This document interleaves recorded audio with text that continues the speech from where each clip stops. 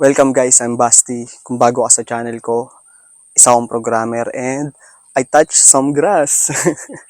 Oh, puta. Ano lang to, quick video kasi sayang yung view, ang ganda, di ba? Parang gusto ko lang i-remind kayo mga programmer na lumabas-labas din kayo. Ano mo, di mo ma-explain yung mararamdaman pag nakakita ka ng gantong view eh. Kasi lagi akong indoors.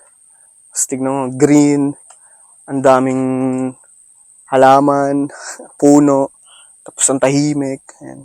Kung naririnig nyo, may mga kuliglig pa, may zzz, ganun pa. And ang sarap lumabas pala, no? Hindi yung nakatuto ka lang sa computer mo. Actually, kapag ano pala, minsan yung stress nasa environment din, mas nag-accumulate yung stress pa, no, pag indoor ka lang. Solid, oh. Solid nga, ang ganda eh. Nag-record nga lang ako eh. Lupit eh. Gaano kaya? Saan punta ya? Dulo, papatay ko yung akin natin. Layo.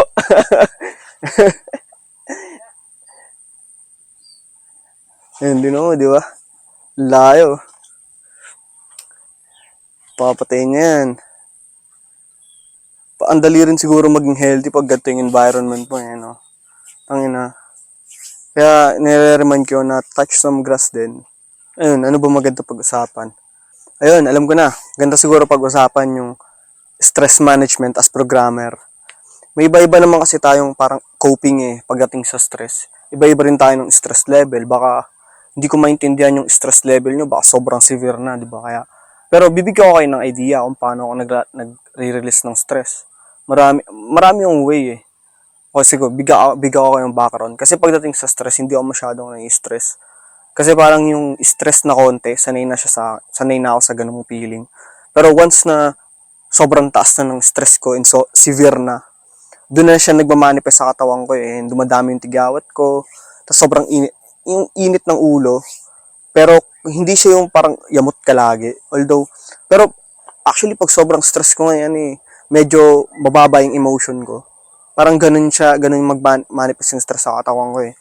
And may mga unhealthy habit din ako or unhealthy coping mechanism pag stress. Nandyan yung kain ng kain, di ba? Yung puyat, di ako makatulog pag stress. Siguro nararamdaman nyo rin yun. Kaya, bibigyan ko kayo ng idea kung paano mag-release ng stress na hindi naman masyadong mahal. Kasi, pag ganito, hindi ako naman pag taga Maynila kayo. Para makapunta kayo dito sa mga gantong lugar, sasabihin ko, mag-go outside, di ba? Gagastos pa rin kayo eh. Pero, di ba? Puro kayo trabaho, hindi kayo gagastos.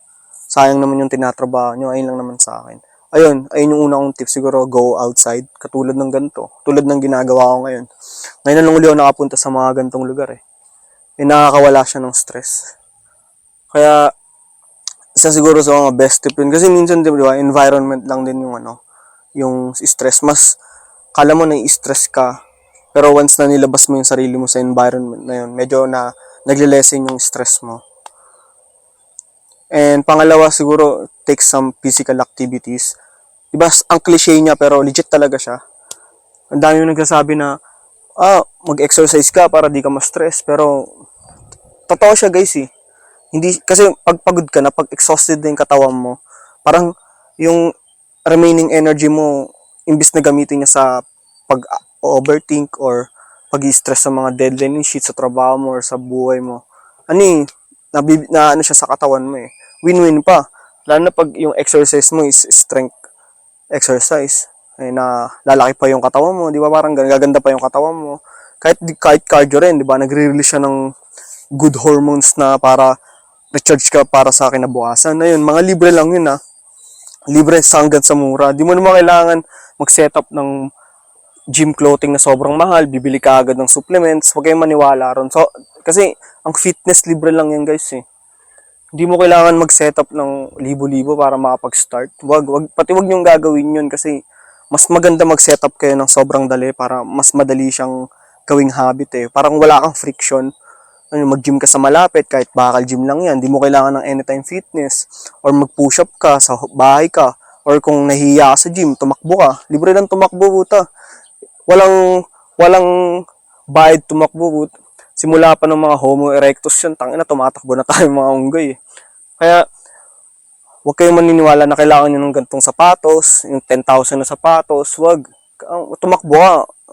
Bumili ka ng komportabling sapatos sa halagang 800, tangina. Dami-dami yun eh. Hindi mo kailangan ng maraming setup para mag-start eh. Ayun, ayun yung pangalawang ano ko sa stress. Pangalawang coping or stress reliever ko na libre. And syempre yung pangatlo, evaluate mo kung worth it ba yung stress. At mahirap tong gawin kasi yung stress kasi 'di ba mental siya tapos nagmamanifest siya sa katawan natin. Ito, pag inisip mo kasi na hindi ka stress medyo hindi ka stress. 'Di ba? Medyo borderline delusion siya, 'di ba? Pero kasi once na iniisip mo stress ka stress ka talaga, puta. Kumbaga yung utak, para connected din siya sa one and two na kailangan medyo ilayo mo yung utak mo dun sa stress. Lumabas ka, magpakapagod ka sa labas, para yung utak mo, hindi siya nag-iisip na stress ka. Ayun, wag mong ita-times to lagi yung stress mo, kasi hindi siya badge of honor eh. Hindi ka magaling, hindi ka great kapag stress ka. Kasi guys, may stress kasi na sobrang stress dahil sa daming problema. May stress din na para sa growth. Parang ganun yung classification sa stress. Kunyari, uncomfortable mag-aral ng ganito kaya nai-stress ka. Baga bagong learnings, as a programmer, bagong technology, bagong framework, bagong programming language, or concept na hindi mo maintindihan. Once na ginagawa mo na yun, inaaral mo na yun, di ba nakaka-stress? Pero good yung stress na yun. Kasi, for growth yun. Pero yung stress na out of control, di ba? Yung ang daming problema sa bahay, may problema sa trabaho, may problema sa deadline na yun.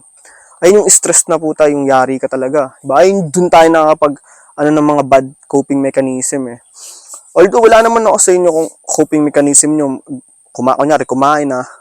Wala naman kasi, sa bagay, pera nyo rin naman yun, di ba? Pero hindi siya healthy guys eh. Kaya kailangan, guilty ako, alak din pala, nakalimutan ko.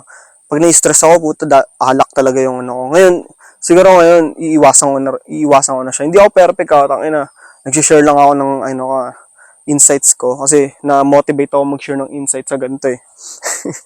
Ako, alak, tangina yan. Hindi ko na kayo, alam na nang nasa malapit sa akin or sa Discord.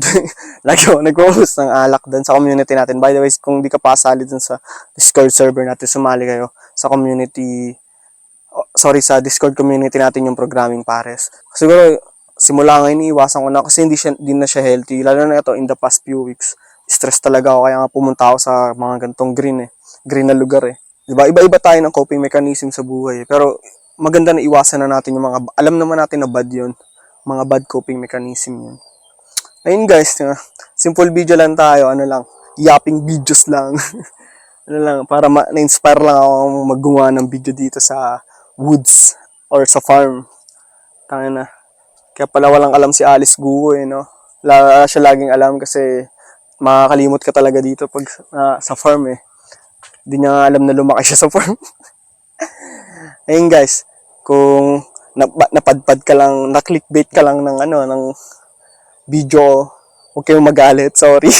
Kaya talaga yung video. Yapping lang to, walang special dito. Ayun.